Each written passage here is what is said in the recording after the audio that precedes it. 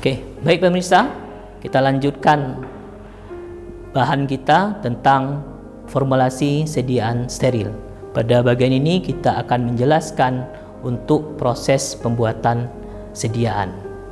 Nah, dalam tahap pertama sekali yang harus kita ketahui di dalam pembuatan sediaan ini adalah proses sterilisasi. Jadi, proses sterilisasi ini menentukan sediaan kita itu diterima apa tidak. Sediaan kita ini steril apa tidak. Nah, seperti di bagian sebelumnya, bahwa steril itu merupakan suatu keadaan yang bebas dari mikroba dan segala bentuk pencemaran yang diakibatkan oleh mikroba itu sendiri. Jadi dia harus bebas. Sehingga untuk mencapainya, untuk mencapai keadaan seperti ini, itulah yang disebut sebagai sterilisasi. Jadi sterilisasi itu adalah proses untuk mencapai keadaan yang steril. Pada industri sediaan obat, sediaan steril ini merupakan sediaan yang khusus.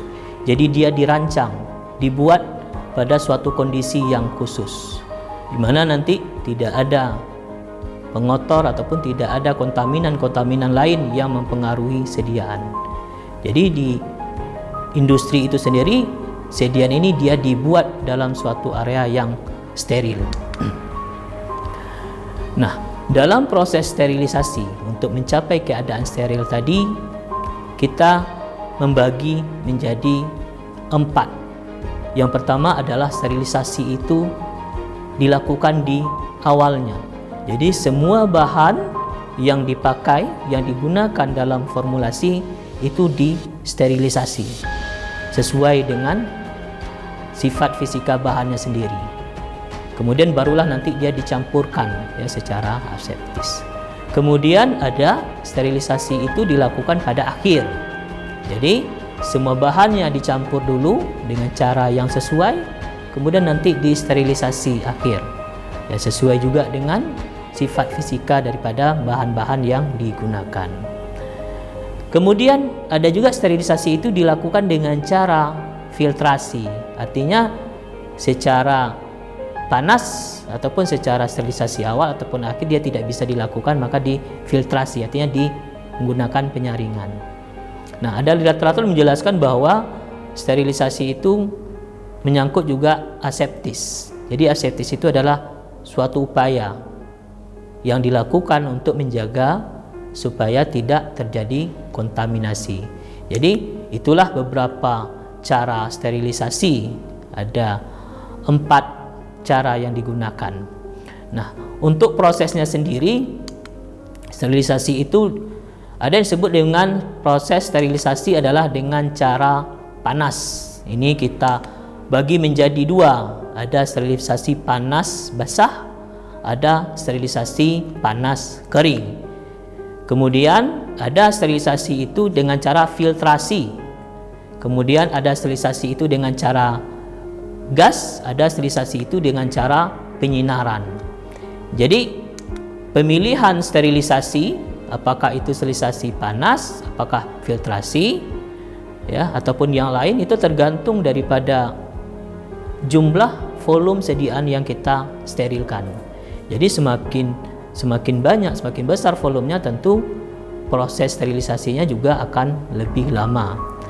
Kemudian juga melihat dari karakteristik sediaan atau menyangkut stabilitas sediaan, di mana pada awal tadi stabilitas bahan obat harus dijaga supaya efeknya sesuai dengan yang kita harapkan. Nah, kalau kita rujuk di dalam farmakope, sterilisasi itu dibagi menjadi 5. Ada sterilisasi cara A atau disebut juga dengan panas basah. Ada sterilisasi cara B, yaitu sterilisasi dengan penambahan bakterisida. Ada cara C, sterilisasi menggunakan penyaringan. Kemudian ada cara D, sterilisasi menggunakan panas kering. Terakhir adalah sterilisasi secara aseptis. Jadi pemilihan daripada metode-metode tadi, kita harus lihat dulu yang pertama sekali adalah stabilitas ya. Stabilitas sifat kimia, fisika, strukturnya, khasiatnya ya harus tidak berubah. Itu dikatakan sebagai stabilitas. Itu menjadi pegangan pertama kita dalam memilih metode sterilisasi. Kemudian efektivitasnya bagaimana? Ya, tentu kita harus lebih efektif yang mana? Kemudian waktunya, ya. Waktu ini ya apakah mau yang lebih cepat atau lebih lama? Nah, tentu dengan cara ini kita harus lihat dulu bagaimana untuk mencapai keadaan steril tadi. Nah, pertama sekali yang harus kita pahami adalah pemilihannya sterilisasi panas. Nah, ini merupakan pemilihan yang awal sekali. Ya, kalau bisa kita pilih, kita harus gunakan panas dulu. Sehingga mikroba yang kita sterilkan itu ya mampu dibunuh oleh dengan metode ini. Jadi, metode ini digunakan adalah untuk membunuh dengan cara destruksi ataupun perusakan semua mikroba. Nah, sterilisasi panas menggunakan basah, menggunakan alat yang disebut dengan autoclave. Nah, ini banyak dipakai dalam proses sterilisasi, di mana nanti suhu yang kita gunakan adalah suhu 121 derajat Celcius. Itu digunakan selama 15 sampai dengan 40 menit. Jadi tergantung juga waktunya. Kalau kita ingin waktunya lebih cepat, maka kita harus tingkatkan suhunya.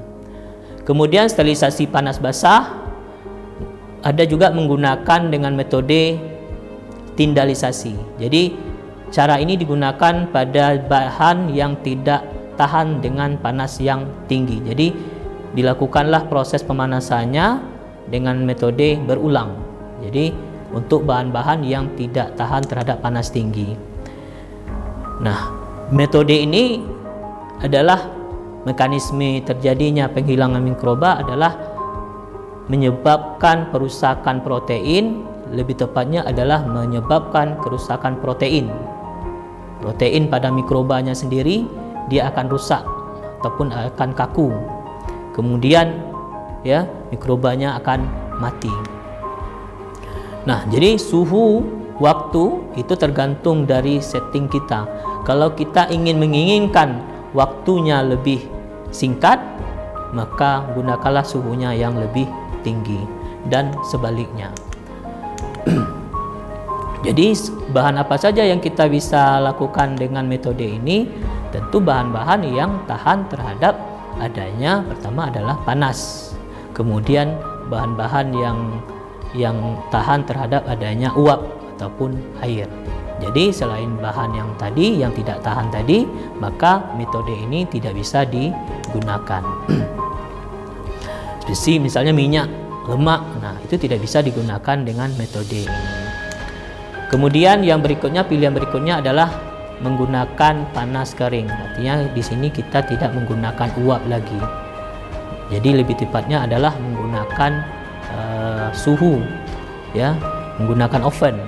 Jadi suhu di sekitar itu dibuat lebih tinggi, itu mencapai 180 derajat Celcius.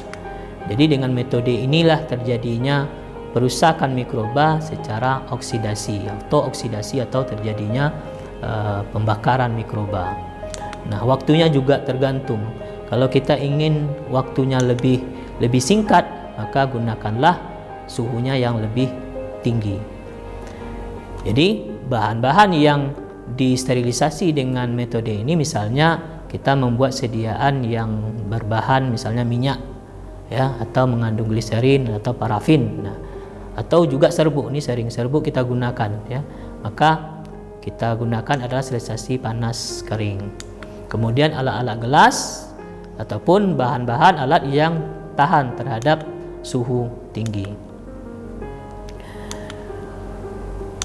Nah, metode sterilisasi panas kering ini menggunakan oven, ada juga dengan cara lain adalah dengan cara pembakaran. Tapi ini tidak bisa diaplikasikan terhadap bahan ataupun terhadap peralatan lainnya. Jadi ini terbatas, ya, terbatas penggunaannya. Misalnya kita ingin mensterilisasi spatula misalnya, atau kita menggunakan mensterilisasi misalnya alat-alat untuk pembuatan formulasi misalnya. Nah, spatula kita panaskan ya menggunakan api langsung. Nah, untuk bahan-bahan yang tidak tahan terhadap panas, nah itu bagaimana?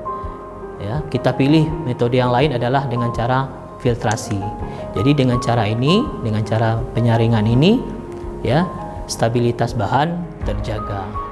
Jadi keuntungannya adalah pertama dia dapat dilakukan dengan cepat, apalagi volumenya kecil. Kemudian menjaga stabilitas daripada produk dan bahan yang digunakan. Nah, tentu nanti untuk mendapatkan sterilnya ini tentu dengan relatif lebih murah ya, karena menggunakan penyaring. Nah, jadi bisa digunakan untuk bahan-bahan yang tidak tahan terhadap panas. Tetapi ada juga kerugiannya. Ya, kerugiannya adalah adanya sifat penyerapan zat ya oleh penyaring itu sendiri. Nah, ini tidak bisa dihindarkan memang. Jadi dalam pemilihan metode ini biasanya kita melebihkan sekian persennya dalam formulasinya. Kemudian kerugian yang lain adalah bahwa metode ini hanya bisa digunakan untuk sediaan yang dibuat dalam bentuk larutan.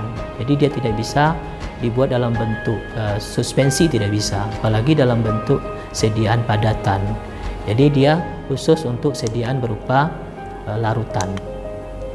Kemudian bisa juga kita metodenya adalah sterilisasi gas. Nah, ini sterilisasi gas ini kita menggunakan gas ya, gas tertentu di mana nanti proses pembunuhan mikrobanya itu adalah dengan cara mengganggu metabolisme sel bakterinya.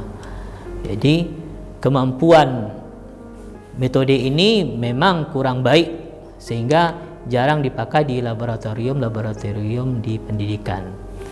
Kemudian sifat daripada gas itu ya, biasanya dia mudah terbakar, toksik ya, sehingga jarang digunakan untuk proses sterilisasi sediaan obat-obatan. Kemudian metode yang lain adalah dengan metode radiasi. Ini menggunakan gelombang sinar ya. Ini juga jarang digunakan. Nah, yang terakhir yang perlu diingat dalam formulasi adalah yang disebut dengan proses overkill dan non overkill. Jadi overkill adalah proses sterilisasi yang dilakukan adalah dengan cara sterilisasi akhir pada suhu 121 selama 15 menit. Jadi cairan infus yang mengandung elektrolit, namun cara ini sangat berisiko.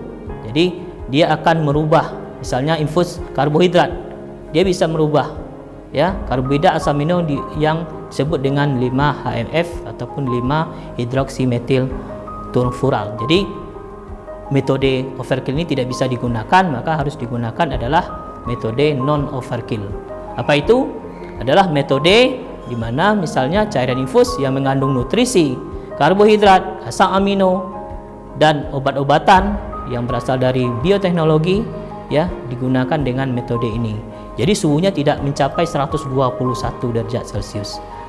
Dengan alasan adalah menjaga stabilitas daripada zat obatnya sendiri.